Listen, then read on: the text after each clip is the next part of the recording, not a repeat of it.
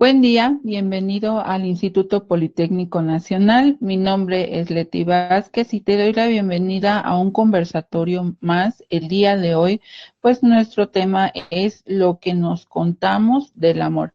Y el objetivo de este conversatorio es analizar aquellas implicaciones de las ideas, de los valores que dominan en nuestra sociedad y que pueden perpetuar desigualdades respecto al amor romántico y sus implicaciones en las relaciones interpersonales contemporáneas.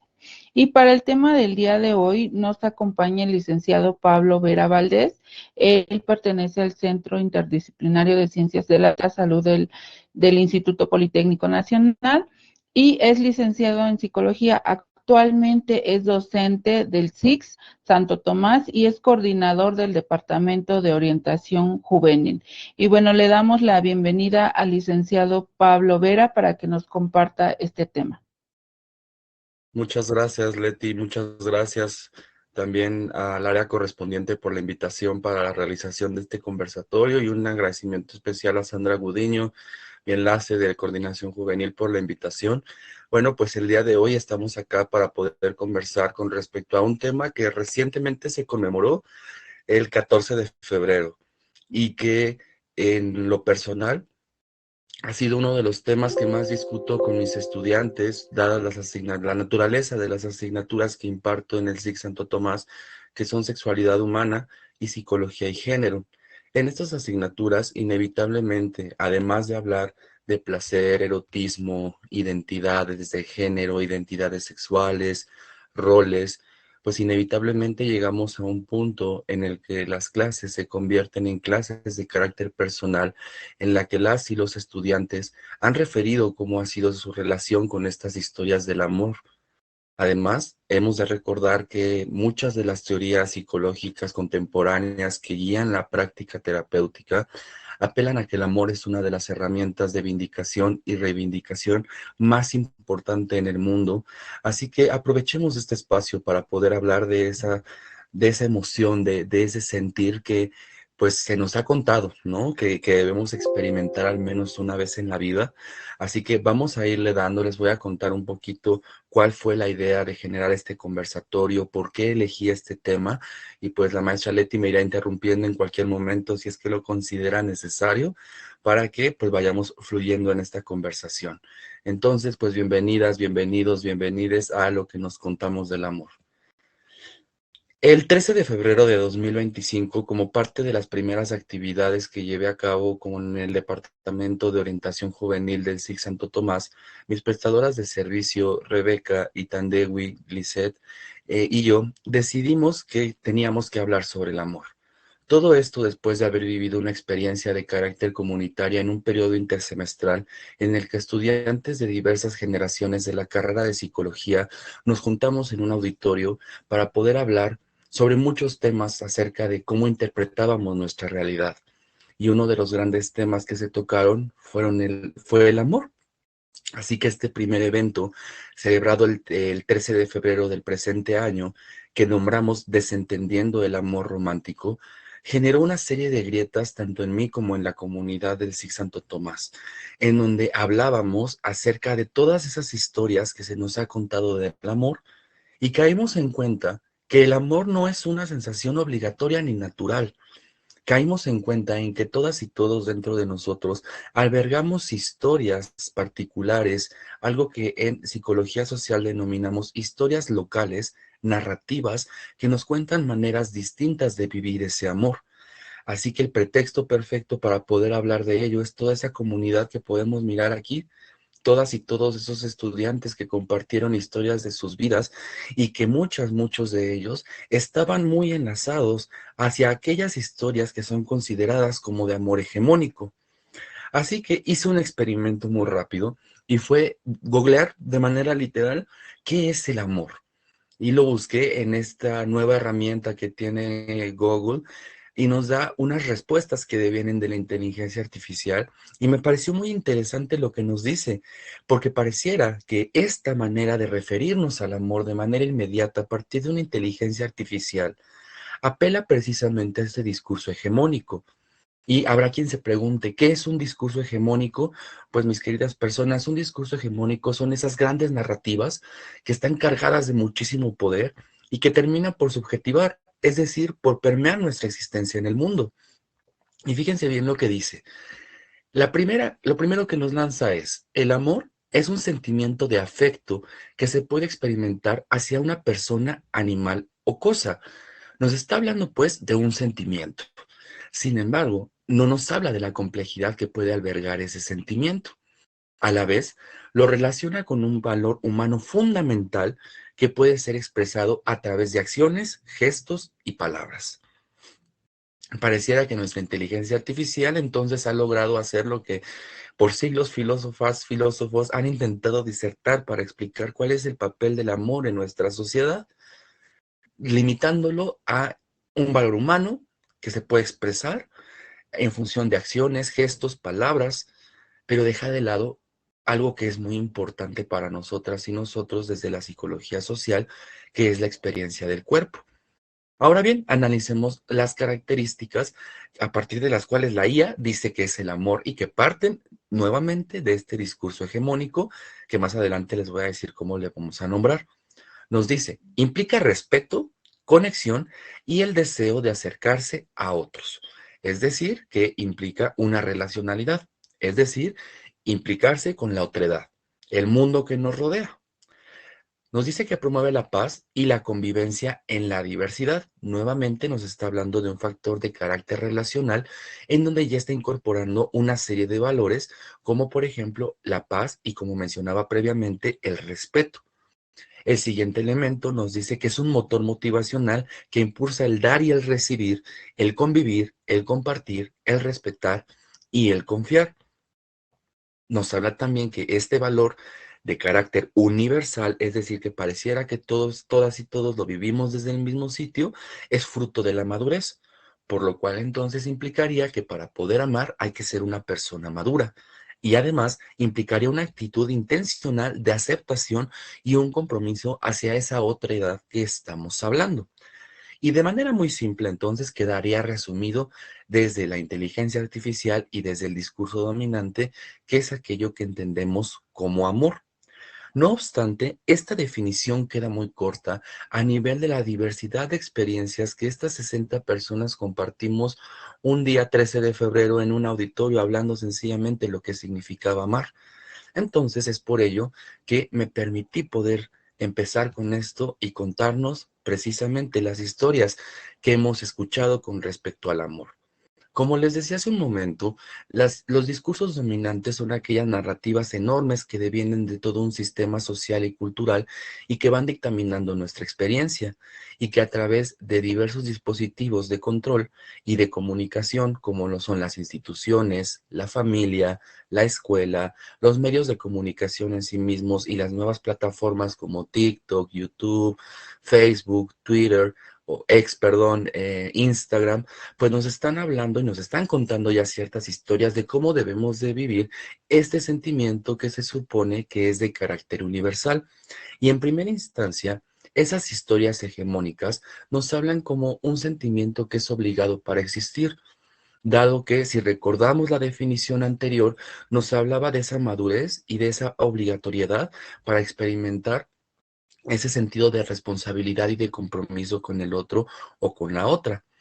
Por lo tanto, si bien es cierto que remite a una experiencia que es única, es decir, que Pablo va a vivir de tal manera y que cada persona que esté del otro lado de la pantalla lo va a vivir de una manera, hay ciertas vertientes de ese amor que pretenden entenderlo desde una universalidad, es decir, como si existiera un solo tipo de amor. Sin embargo, debemos recordar que todo cuanto nos atraviesa a nivel discursivo, como lo es el amor, nos atraviesa como un horizonte de sentido que pues pertenece a una cultura muy particular. Y en este caso, pues la occidentalización. Occidente, a partir de sus estructuras de dominación y de poder, como el capitalismo, el patriarcado, el neoliberalismo y todos los primos hermanos de estas, nos han contado ciertas historias porque el amor también se capitaliza. No es inocente que exista un día para celebrar el amor y la amistad y que sea el marketing precisamente el que dirige nuestra experiencia. Pero ¿quién nos ha dicho que un regalo, el 14 de febrero, es una muestra de amor? Pues ha sido precisamente toda una historia de carácter dominante. Recuerdo que cuando yo era muy pequeño en mi familia se hablaba mucho de un anuncio que se transmitió por allá de los años 80 y 90, en donde se decía, regale afecto, no lo compre. Si ya desde los 80 y 90 nos contaban esta historia, ¿por qué seguimos capitalizando el amor? ¿Por qué lo seguimos materializando y limitándolo a estos pequeños factores como si solo se trataran de una experiencia de la gran historia dominante, que es la historia del amor romántico? Cuando en sí, de acuerdo a las definiciones que nos daba la IA y las resonancias que les voy a compartir a continuación, existen una multiplicidad de formas de amar.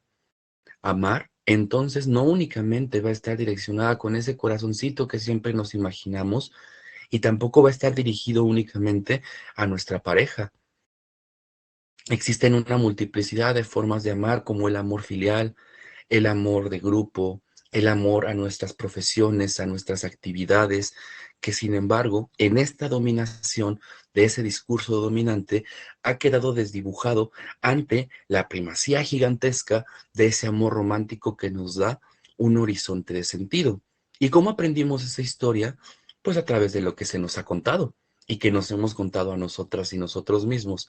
Siempre les digo a mis estudiantes, Disney tuvo gran culpa de ello cuando nos contaba las historias de los príncipes y las princesas, pero también las telenovelas, las series contemporáneas que chicas y chicos del nivel superior consumen.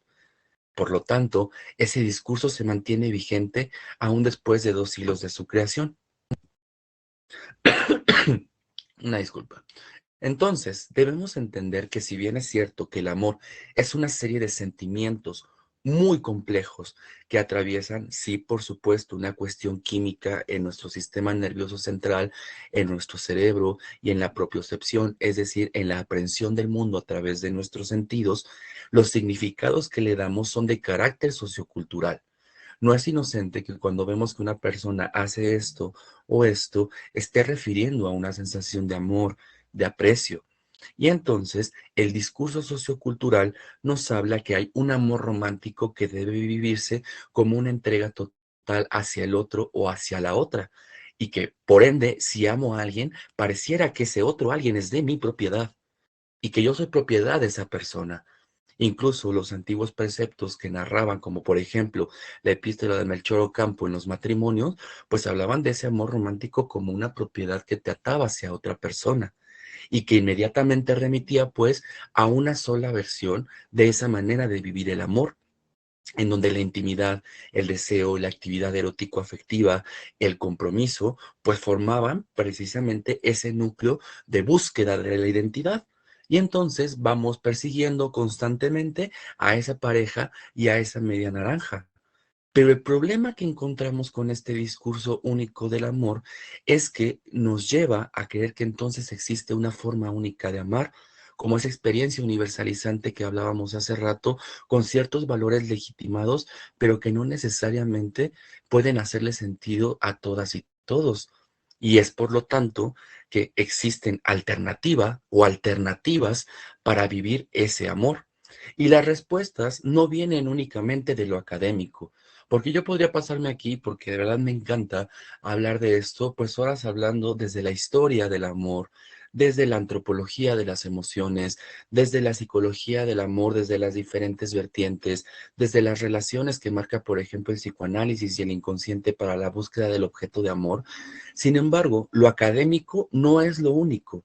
En las experiencias de la vida cotidiana vivimos experiencias de amor que también dotan de sentido y que nos dotan de horizonte a nuestra existencia como seres humanos, como personas. Y es justamente de lo que les quiero hablar el día de hoy. ¿Por qué? Porque podemos entonces imaginar la posibilidad de que existen otras maneras de amar y, por supuesto, también de ser amada o amado. En primera instancia, si bien prometí no ser muy académico, sí quisiera retomar una propuesta que te viene de la antropología social, que es precisamente el modelo de pensamiento, acción y emoción. A nuestras y nuestros estudiantes, cuando llegan a quinto semestre, se les pide que sentipensemos la realidad, y eso implica una volada de cabeza tremenda, porque decimos, ¿cómo sentipensar si sentimientos es una cosa y pensamientos es otra cosa? Y la realidad es que la experiencia del cuerpo, cuando hablamos de un pensamiento, acción, emoción, enlaza esas características que pareciera que necesitan estar separadas, como por un lado pensar desde la parte racional y por otro lado sentir, como si ese sentir no fuera importante.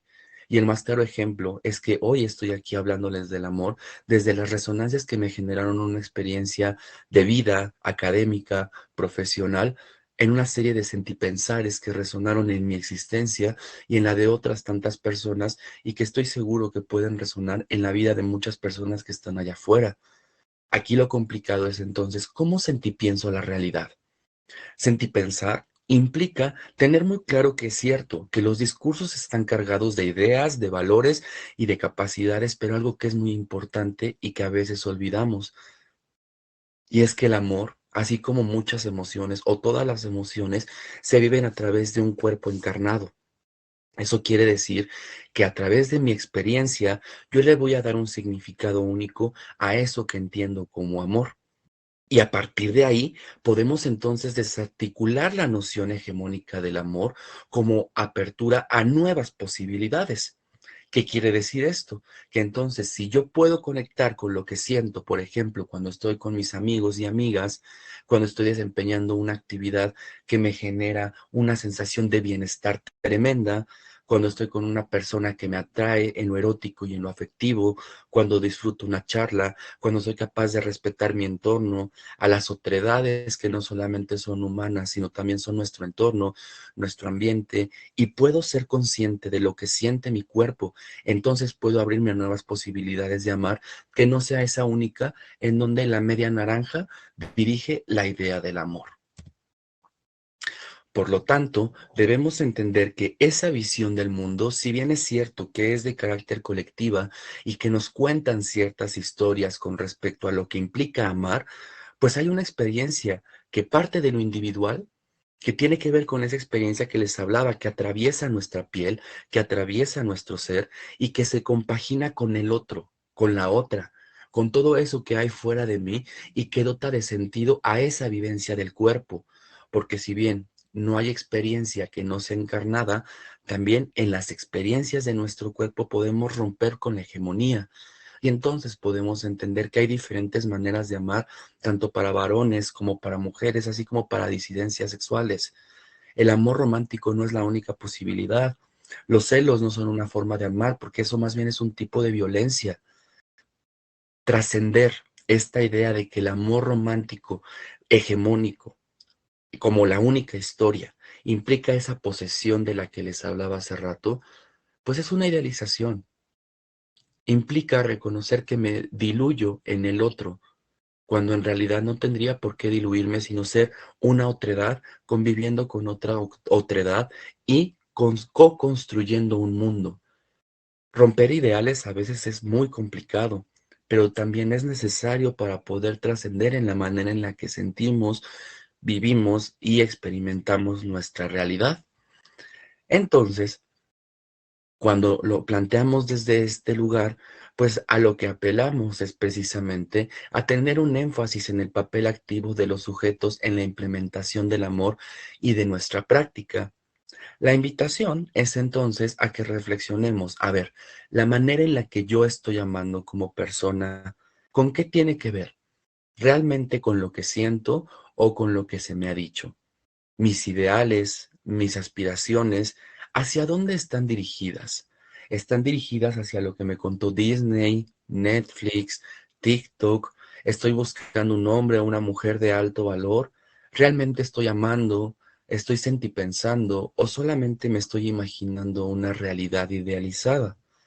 Es muy importante que primero empecemos preguntándonos cosas y posteriormente que podamos aterrizarlo cuando nos demos cuenta que nosotras y nosotros como seres humanos somos capaces de negociar con esas realidades, de negociar con aquello que está frente a nosotras y nosotros, y entender que somos sujetas y sujetos activos de esa realidad y que al ser sujetas y sujetos activos de esa realidad, podemos entonces repensar maneras distintas de enlazar con la pareja, con la familia, con las instituciones que me rodean, e incluso con algo que se ha romantizado y que también se ha convertido en un nuevo discurso dominante, que es el amor propio. Porque esos panoramas de amarnos a uno mismo igualmente están romantizados y capitalizados y están en función de todo un sistema económico, de un sistema estético en donde se aprecian ciertos tipos de cuerpos. Pero pues somos cuerpos, somos diversos y tenemos esta potencialidad y esta capacidad de poder también amarnos a nosotras y nosotros de manera distinta.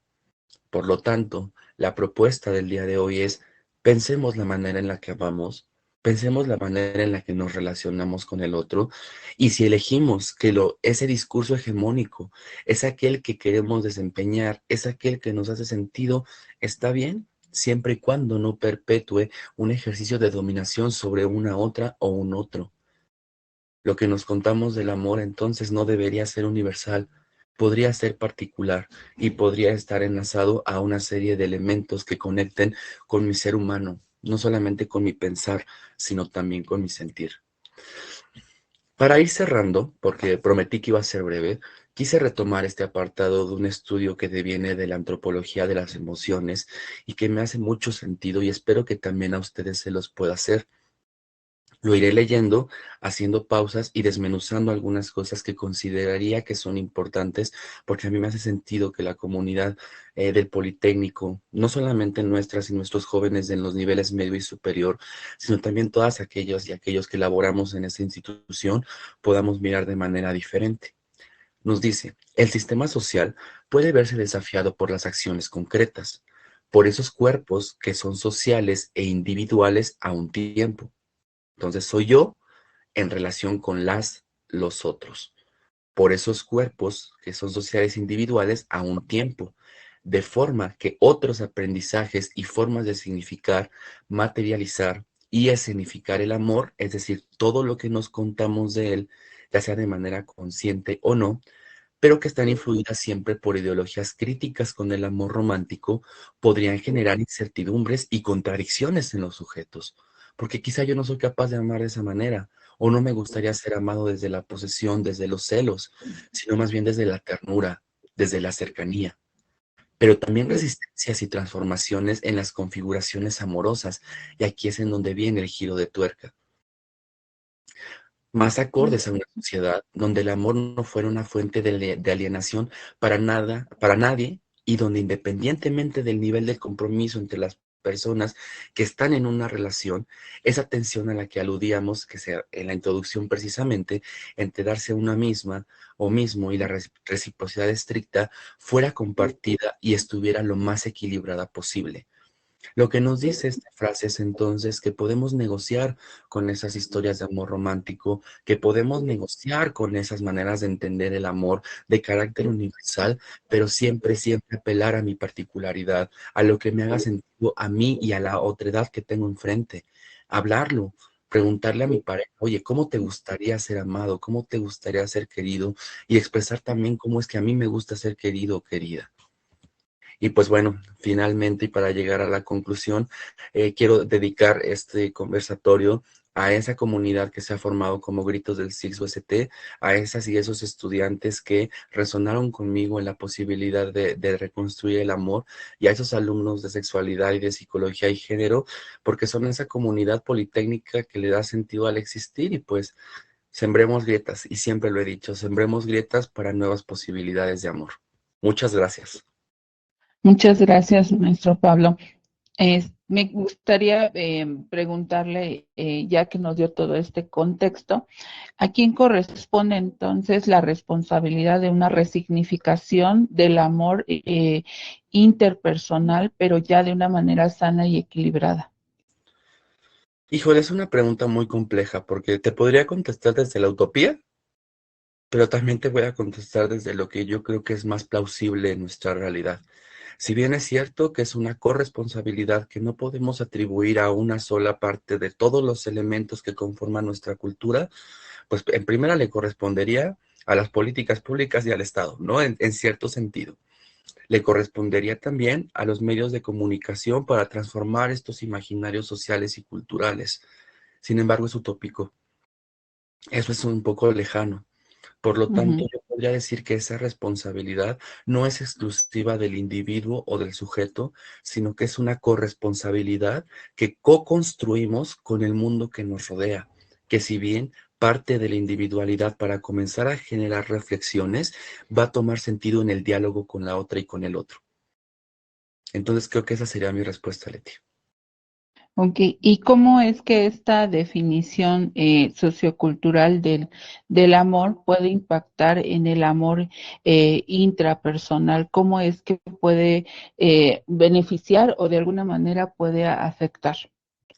Pueden ser ambas, Leti, porque si nos contamos esta historia, ¿no? Por ejemplo, de esperar que venga el príncipe azul a rescatarnos o que vamos a rescatar siendo el príncipe azul y que entonces eso me da la posibilidad de tener la posesión de una pareja, pues indudablemente ahí ya estamos generando una manera de entender ese amor, ¿no? Donde no es el único, es decir, el gran mito de la media naranja. Y esto no está tan lejano a la manera en Ujú. la que nos amamos a nosotras y nosotros mismos, porque así como se nos contó esta historia de los príncipes y las princesas, pero también de la pobre que es rescatada por el rico en términos capitalistas, en series de Netflix y en telenovelas, también se nos ha contado una manera muy particular de amarnos hacia nosotros mismos y la manera en la que nos miramos a partir de toda una hegemonía, de toda una estética. Y te dicen que amarte es, por ejemplo, comer bien, que amarte es hacer ejercicio y amarte es pensar bonito de ti, pero eso también se ha convertido en un discurso hegemónico que responde a una hiperindividualización de la experiencia, en donde se nos olvida que el amor es tan complejo, el amor propio también es tan complejo, que también se relaciona con los vínculos que establezco con el otro. No solamente es la manera en la que me amo yo, sino es la manera en la que comunico ese amor y a partir del entramado del lenguaje construyo la realidad con las personas que son significativas en mi vida, partiendo por la familia, mis instituciones, mis amigos y amigas, mi pareja. Entonces se trata de una relación dialéctica de intercambio constante de ti. Ok, y bueno, dentro de todo esto, maestro, ¿podría para nuestros estudiantes compartirnos una estrategia que podamos aplicar día con día para ir desmitificando esta forma de amor a través de la cual fuimos educados, criados en nuestros contextos, para poder ir dando este significado mucho más sano a lo que es el amor tanto interpersonal como intrapersonal? Por supuesto, yo creo que remitiría, si me permites, me voy a regresar un poquito en la diapositiva para que podamos mirar nuevamente esto, la encarnación, la vivencia del cuerpo.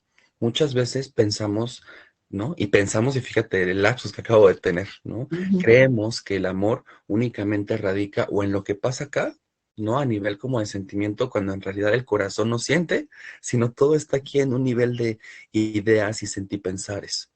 Cuando tú dices alguna estrategia, alguna herramienta, pues es precisamente tener la capacidad y la apertura de escuchar a nuestros cuerpos, que no es una tarea sencilla porque no es lo que se nos cuenta de manera general, ¿no? De ujú, pronto, fíjate, ya lo que me pasa mucho en la consulta, atiendo mucho a atender a jóvenes en la consulta privada y siempre cuando me topo, por ejemplo, con varones, los varones dicen, ay, no, es que cómo, o sea, no, no lo entiendo, yo solamente lo pienso. ¿Cómo que me pides que lo sienta? Que tengo cierto nivel de afecto por mi compa, porque ahí están las ujú, hegemonías, ¿no? Constantemente diciéndote, no, es que tú no puedes querer a tu compa si eres hombre, o tú no puedes amar a tu amiga si es tu amiga, porque eso implicaría una cuestión erótica. Aquí la ujú, cuestión es aprender a escuchar lo que realmente nos está diciendo nuestra experiencia encarnada y que las más de las veces me atrevo a decir, no va a concordar con esa idea del amor romántico, ¿no? Y que en esos lazos también me estoy construyendo yo, también le estoy dando sentido a mi identidad y que es completamente válido sentir y pensar mi realidad desde lugares ujú. diferentes, que no sea únicamente desde el papel de la razón. Ok, entonces esto sería como constantemente regresar a nosotros, prestarnos atención en qué estoy sintiendo verdaderamente, en dónde lo estoy sintiendo y poder ir como definiendo como estas formas de amor, tanto por un hermano, por una mascota, por un amigo, o sea, identificar y tener claridad, ¿no? De qué es esta forma de amor que yo experimento. Y dentro de todo esto, usted mencionaba, bueno, todas estas formas a través de los objetos en las que se pueden manifestar representaciones de amor y que todo, hay todo un marketing detrás de cómo manifestar a través de un objeto. ¿Cuáles serían como esas alternativas muy puntuales por las que podríamos sustituir estos objetos para empezar a trabajar en un amor sano y equilibrado? Yo creo que la respuesta sería muy simple desde mi postura. Tal vez habrá quien no concuerde conmigo y está bien, porque tenemos maneras diferentes de pensar, pero yo creo que la respuesta está en la coherencia que se da en la vida cotidiana, en el diálogo que tenemos constante con las personas para demostrar nuestro respeto y nuestro afecto, entender que existen diferentes maneras de amar y que incluso yo voy a tener que amar de manera diferente a las personas, pero no lo voy a saber si no lo enuncio. Todavía no somos magos o brujas para entender cómo a la otra persona le gustaría ser amada. Entonces, vida cotidiana, diálogo y experiencia pueden por completo subyugar en la experiencia particular de una comunidad a toda esa historia dominante del capital. Y si te das cuenta, Leti, no es algo que no podamos tener a nuestro alcance, pero es que nuestros niveles de vida que nos llevan a ir así corriendo constantemente hace que se nos olvide que somos seres humanos. Quizá humanizar la experiencia del amor podría llevar a que mi relación intra e interpersonal adquiera tintes distintos.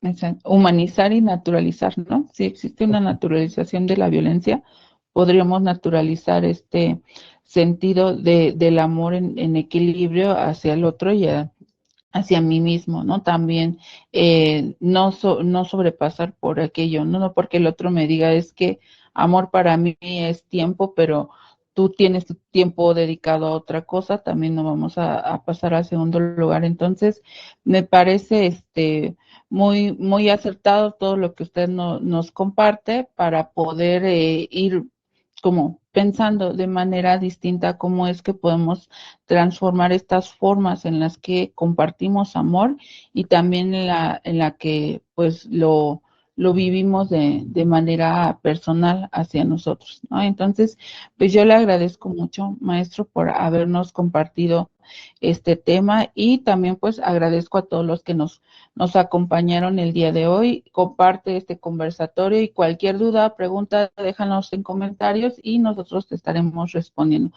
Muchas gracias, maestro. Gracias, Leti, muchas gracias y buen día para todas y todos. Igualmente. Hasta luego. Nos vemos en otro conversatorio.